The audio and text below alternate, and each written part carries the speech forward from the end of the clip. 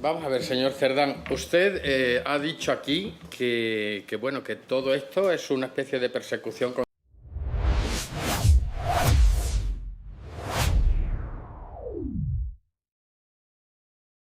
Comparte este vídeo ahora mismo con tus amigos y familiares para que también conozcan la verdad sobre lo que está pasando, porque en la televisión esto no se lo van a enseñar. 17 de diciembre de 2025.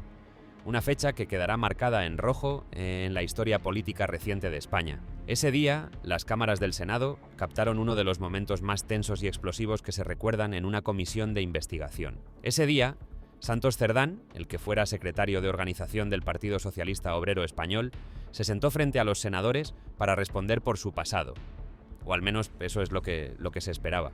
Porque lo que ocurrió fue mucho más que un interrogatorio. Fue un enfrentamiento feroz, una batalla dialéctica sin cuartel, un choque de trenes que dejó al descubierto las heridas abiertas de un sistema político en plena descomposición. En este vídeo vamos a hablar de cómo un interrogatorio parlamentario se convirtió en el espejo perfecto, ¿no?, de todo lo que falla en España, ¿no?, de cómo las evasivas de un político investigado por corrupción chocan contra la furia, ¿no?, de quienes exigen respuestas, y de cómo detrás de cada silencio, ¿no?, de cada negativa a contestar, se esconde una verdad incómoda que nadie quiere pronunciar en voz alta. Mira muy atento hasta el final, porque lo que sucede en los últimos minutos de este interrogatorio cambia por completo el significado de todo lo anterior. Santos Cerdán no llegó al Senado como un político cualquiera, llegó como un hombre marcado por la justicia.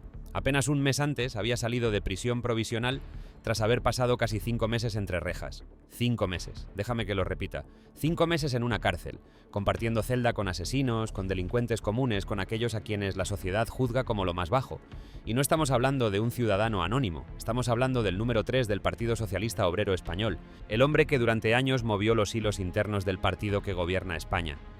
El hombre que participó en las negociaciones más secretas, en las decisiones más estratégicas, en los pactos más oscuros. ¿Por qué estuvo en prisión? Oficialmente por el llamado caso Koldo. Un escándalo monumental que involucra contratos públicos, comisiones irregulares, concesiones turbias y una red de corrupción que salpica directamente al gobierno de Pedro Sánchez. Cerdán está siendo investigado. No ha sido condenado, es cierto.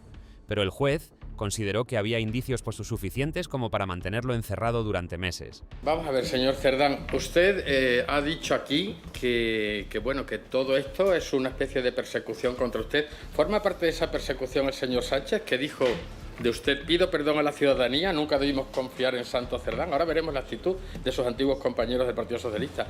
Asumo mi responsabilidad por haber confiado en una persona que no lo merecía, que si usted no tenía conocimiento alguno de los hechos que se investigan. ¿Diría usted que el señor Sánchez se suma a esa supuesta cacería o persecución que se tiene contra usted? Eso se lo deben preguntar a él. No, yo le pregunto a usted que qué opina usted, no al señor Sánchez. El señor Sánchez ya ha manifestado su opinión, si ya lo tenemos aquí delante, ya se la digo yo. O sea, yo le pregunto a usted que qué opina de esto, ¿no? Bien, señor Cerdán, vamos a ver. Usted acompañó a Pedro Sánchez desde las primarias de 2017 y fue uno de los hombres de su máxima confianza. Desde el punto de vista político, dichas primarias no solo fueron un proceso interno, sino el momento fundacional de esta cleptocracia que han montado ustedes. Eso por sí solo ya te dice todo lo que necesitas saber sobre la gravedad de lo que se le atribuye. El 17 de diciembre, Cerdán regresó al Senado. No era la primera vez. Ya había comparecido en abril de 2024, cuando el caso apenas comenzaba a destaparse. Pero esta segunda comparecencia era diferente, mucho más tensa, mucho más cargada. Porque ahora Cerdán no era solo un político investigado, era un político que había probado el frío de una celda, y eso lo cambió todo. Frente a él, los senadores de la oposición, y en particular uno que decidió llevar el peso del interrogatorio con una dureza implacable: Ángel Pelayo Gordillo, senador de Vox. Gordillo no es un político tibio, no es de los que adornan sus preguntas con eufemismos, ni de los que suavizan el golpe por cortesía parlamentaria. Gordillo es directo, cortante, sin piedad.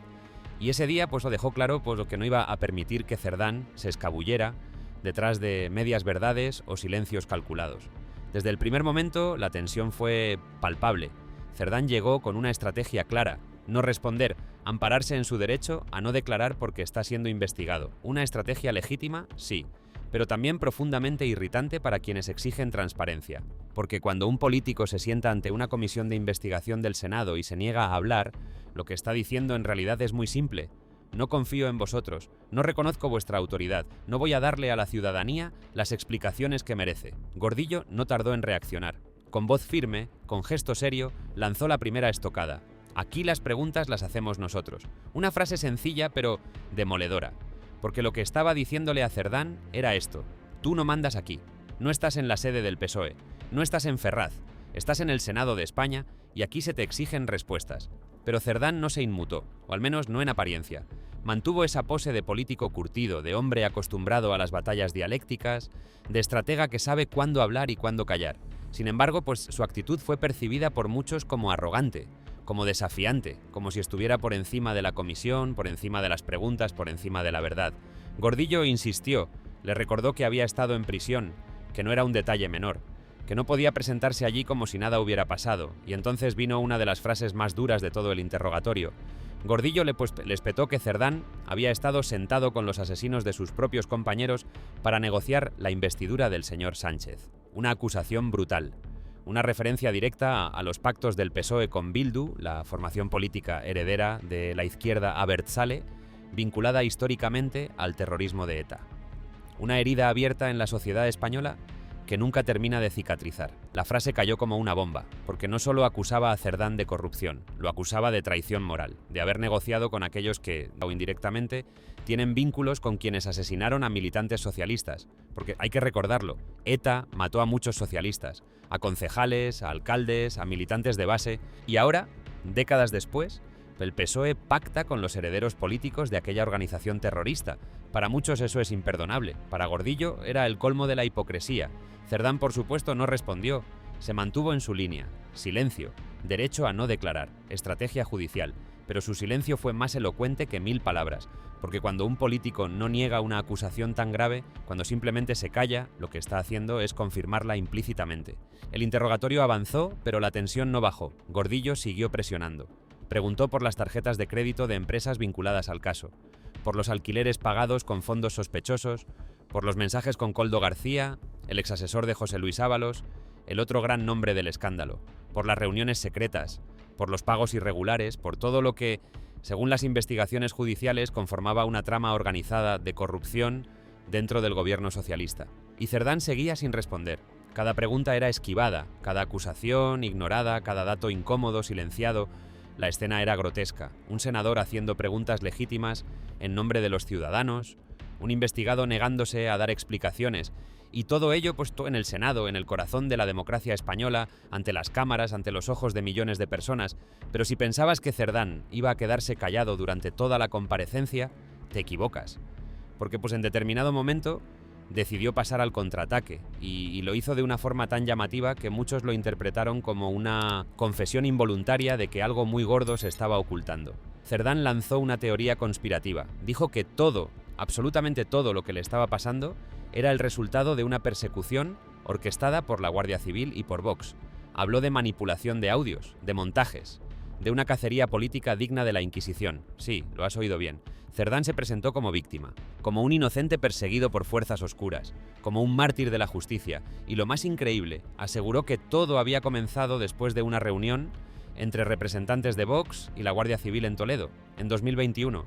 Según su versión, ahí se fraguó el plan para destruirle. Ahí empezó todo. La acusación es grave, gravísima, porque si fuera cierta, estaríamos hablando de una conspiración dentro del propio Estado, de una coalición ilegal entre fuerzas de seguridad y un partido político para derribar a un adversario. Pero claro, Cerdán no aportó pruebas, solo palabras, solo insinuaciones, solo una narrativa victimista que buscaba desviar la atención de lo realmente importante, las acusaciones de corrupción que pesan sobre él. Y ahí está la clave de todo este asunto, porque el interrogatorio de Gordillo a Cerdán no es solo un enfrentamiento entre dos políticos, es el símbolo perfecto de la España actual. Una España dividida, polarizada, donde cada bando construye su propia verdad, donde la justicia se percibe como un arma política. Yo creo que quienes manipulan son ustedes, por supuesto, que son los que han estado en la cárcel, ningún miembro de la UCO. No es una afirmación mía. A ver, ¿y qué relación mantiene usted con Anchón Alonso, Vicente Fernández Guerrero y Leire Díez en relación con las adjudicaciones e investigaciones que se están analizando en la UCO, por parte de la UCO, señor Cerdán? Ninguna. Si hubiera tenido algo, hubiera aparecido, seguro. Oiga, ¿y obtuvo Sabina Bar que ya le digo, según todos los indicios, estaba participada por usted, insisto una vez más, y por Anchón Alonso, la mayor parte de esos ingresos por trabajos vinculados a Acciona, tal como recoge la UCO. ¿Por qué Sevinabar percibía pagos de Acciona aun cuando los informes policiales, según los informes policiales, no intervenía materialmente en la ejecución de las obras? ¿Qué aportaba a Sevinabar dichas obras? ¿Lo sabe usted? No, porque usted no pertenecía a Sevinabar, ¿no? Evidentemente, Claro. ya se ha ido enterando. Y oiga, perteneciera a usted, que mi opinión es que sí, o no perteneciera, según los informes en que obran en nuestro poder, a Sevinabar, ¿usted intervino directo o indirectamente para poner en contacto a Acciona con responsables políticos o administrativos en algún caso o en algún momento? No. ¿Intervino usted en adjudicaciones en las que fuera Sevinabar, con usted o sin usted, como beneficiaria? Nunca he participado en ninguna adjudicación, ni en el Gobierno de Navarra ni en el Gobierno de España. ¿Y usted sabe si Sevinabar percibía algún porcentaje fijo, el 2%, de determinadas adjudicaciones logradas por Acciona, tal como señalan de forma reiterada, insisto una vez más, los informes de la UCO? Y si es así, ¿dónde está ese dinero? Solo sé lo que he leído en los informes de la UCO, y permítame que, viendo ya lo de los audios, pues la presunción de inocencia para mí es fundamental. Ustedes se la han saltado, sí. Bueno, ustedes no me extrañan porque tampoco creen en la Constitución, pero la Constitución... Sí, nosotros sí creemos en la Constitución. Donde la corrupción ya no escandaliza porque se ha normalizado, donde los culpables pues se presentan como víctimas y donde las víctimas terminan siendo olvidadas. Gordillo representa a quienes ya no creen en el sistema, a quienes piensan que la justicia llega tarde, que los políticos mienten, que los medios de comunicación encubren, que todo está podrido desde la raíz. Cerdán, por su parte, representa a quienes se aferran al poder cueste lo que cueste, a quienes utilizan todos los recursos legales para evitar rendir cuentas, a quienes prefieren el silencio a la verdad. Pero hay algo más, algo que muchos pasan por alto, y es que este interrogatorio también desnuda la fragilidad de nuestras instituciones. Porque si un político investigado por corrupción puede sentarse en el Senado, negarse a responder, lanzar acusaciones sin pruebas y salir de allí sin consecuencias reales, entonces algo falla, algo muy profundo falla. El caso Koldo sigue su curso judicial. Habrá más investigaciones, más comparecencias, más titulares, ¿no? Pero lo que ocurrió el 17 de diciembre en el Senado ya pasó a la historia.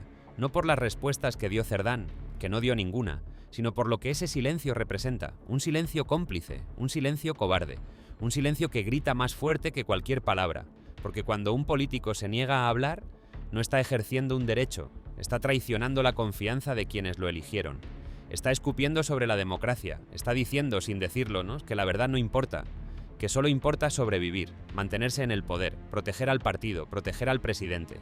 Aunque para ello pues haya que mentir, callar, manipular o victimizarse. Gordillo pues terminó su interrogatorio sin obtener las respuestas que buscaba.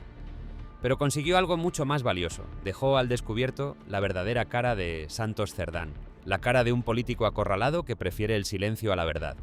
Y eso en política es una confesión en sí misma. Este vídeo no va a cambiar nada. No va a meter a nadie en prisión ni va a sacar a nadie de ella. Pero puede hacer algo igual de importante. Puede abrir los ojos.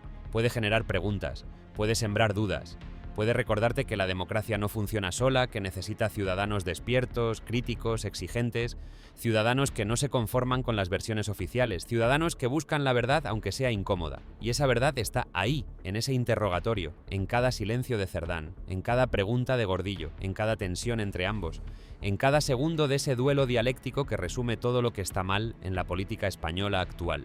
Porque este no es solo el caso de Santos Cerdán, es el caso de un sistema que permite que esto ocurra, un sistema donde la corrupción se investiga tan lentamente que muchos casos prescriben, donde los políticos investigados siguen cobrando sus sueldos públicos, donde las víctimas de la corrupción, que somos todos los ciudadanos, nunca recuperan lo robado, donde la justicia parece tener dos velocidades, una para los poderosos y otra para el resto. El interrogatorio terminó, las cámaras se apagaron, los senadores se levantaron de sus escaños, Cerdán salió del hemiciclo con el mismo gesto serio con el que entró, Gordillo también, pero algo había quedado registrado para siempre. Un testimonio visual de la decadencia política, un documento histórico de cómo se rompe la confianza entre los ciudadanos y sus representantes. Ahora te toca a ti decidir qué hacer con esta información. Puedes ignorarla, como hacen tantos. puedes pensar que todos los políticos pues son iguales y que nada cambiará nunca. Puedes resignarte y seguir con tu vida, o puedes hacer algo diferente. Puedes compartir este vídeo, puedes hablar de ello con tu familia, con tus amigos, con tus compañeros de trabajo, puedes exigir más, puedes dejar de conformarte.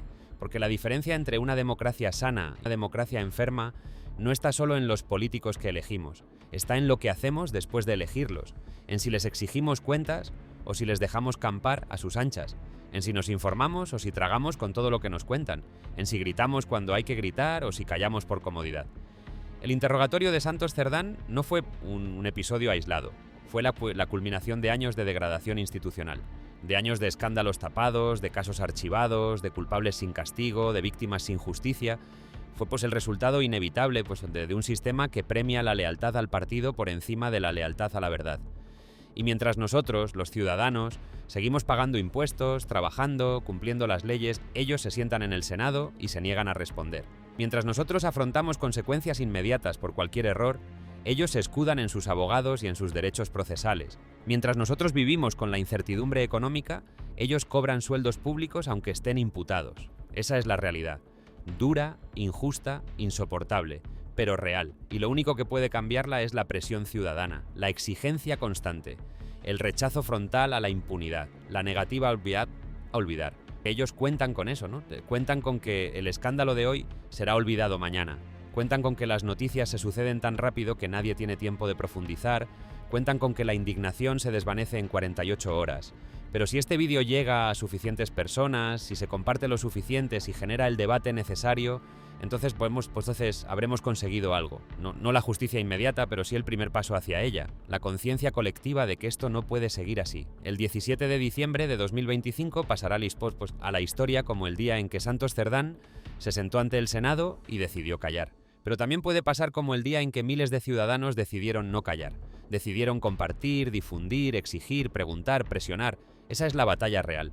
No la que se libra en el hemiciclo, sino la que se libra en cada casa, en cada conversación, en cada clic, en cada comentario, porque el poder real no está en los despachos de Ferraz ni en los escaños del Congreso, está en ti, en tu capacidad de informarte, de pensar, de decidir, de actuar. Y por eso este vídeo existe.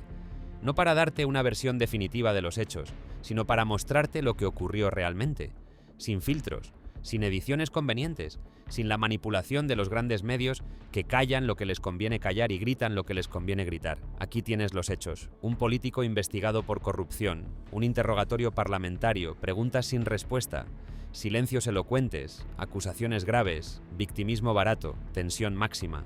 Y al final la misma sensación de siempre, que la verdad sigue enterrada bajo capas de estrategia política y cálculo electoral. Pero hay algo que ellos no pueden controlar, tu reacción, tu decisión de no mirar hacia otro lado, tu voluntad de exigir más, de exigir mejor, de no conformarte con migajas de transparencia cuando te corresponde la verdad entera. Suscríbete ahora para que, cuando todo esto empiece a destaparse oficialmente, tú ya conozcas los detalles y no te enteres el último.